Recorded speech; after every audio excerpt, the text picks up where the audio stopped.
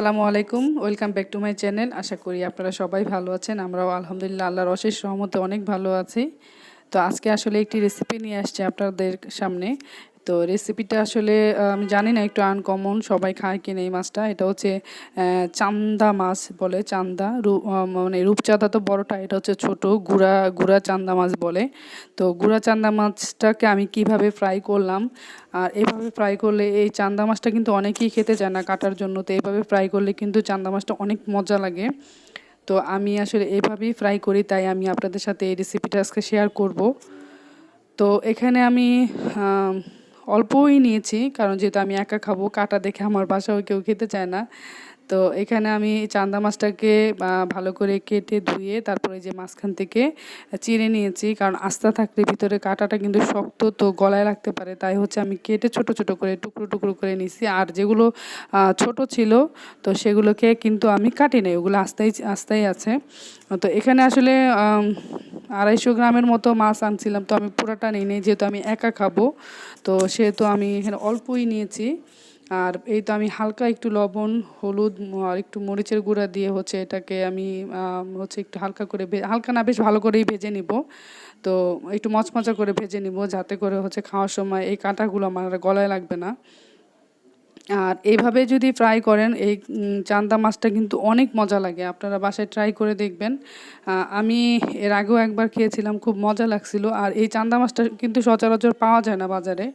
তো আমি আসলে পেয়ে আমি আর ওয়েট করি নাই, কারণ যেহেতু এত মজা।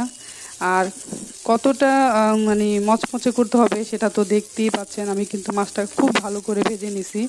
এভাবে খেলে, যদি রান্না না করে এভাবে খান, তাহলে কিন্তু এটা গলায় লাগবে। তো একটু ইয়ে করে পেঁয়াজ দিয়ে জাস্ট একটু ভুনা করে নিলে বা ভাজা ভাজা করে নিলে কিন্তু অনেক মজা লাগে। আর সেজন্য এখানে আমি হাফ কাপের মতো পেঁয়াজ দিয়ে নিয়েছি, পেঁয়াজ আর কাঁচামরিচ একসাথে। আর তেলের পরিমাণটা আমি এখানে একটু কম ইউজ করছি, কারণ মাছটা যে ভাজছিলাম সেখানে আসলে অনেক তেল রয়ে গেছে, তো ওই তেলটাই আমি এখানে দিয়ে দিব। তাই আমি এখানে খুব কম পরিমাণেই হচ্ছে পেঁয়াজ কুচিটা নিয়েছি। এখন হচ্ছে পেঁয়াজটাকে আমি ভালো করে একটু ভেজে নরম করে নিব।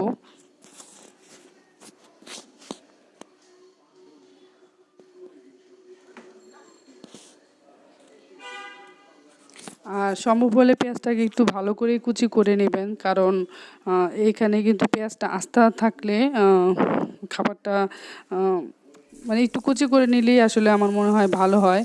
তো পেঁয়াজটা একটু নরম হওয়ার পরে আমি হচ্ছে এখানে যথারীতি পরিমাণ মতো লবণ আর একটু আদা রসুন বাটা দিয়ে নিছি। দিয়ে আমি পেঁয়াজটাকে একটু ভালো করে ইয়ে করবো। আর মাছটা মাখানোর পরে যে মাছের হলুদ মরিচের যে ইয়েটা ছিল, একটু পানি ছিল, তো ওই পানিটাও আমি দিয়ে দিচ্ছি। আর এখানে অল্প একটু পরিমাণ মতো পানি দিব, পেঁয়াজটাকে জাস্ট যেন পুড়ে না যায় আর কি, সেজন্য।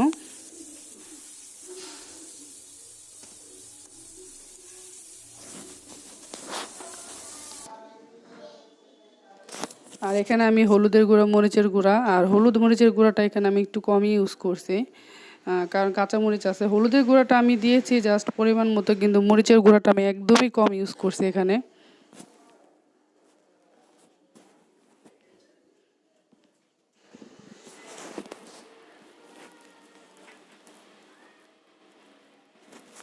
তো আমি আরেকটু পানি দিয়ে হচ্ছে মশলাটা একটু ভালো করে কষিয়ে নিব। আর এই যে মশলাটা কিন্তু আমার একদম পানিটা একদমই শুকিয়ে গেছে। আর এখন হচ্ছে মাছগুলোকে দিয়ে দিব। আমি আর কোনো পানি ইউজ করব না এই ইয়ের মধ্যেই। মানে যে পেঁয়াজটা কষানো হয়েছে, যে হালকা একটু পানি ছিল, আর চুলার আঁচটা কিন্তু একদম আমি কমাই দিছি। এটার মধ্যেই আসলে ভাজতে থাকবো।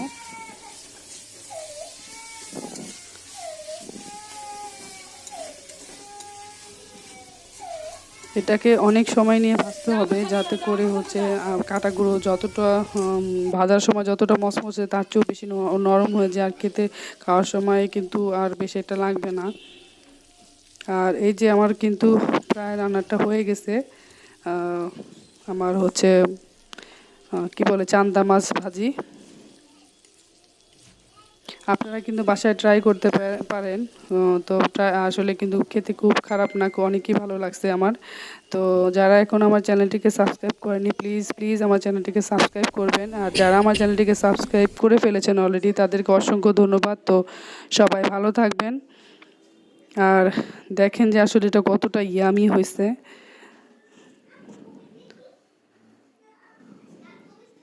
তো সবাই ভালো থাকবেন, রেসিপিটি ভালো লাগলে লাইক কমেন্ট শেয়ার করবেন। তো আল্লাহ হাফেজ।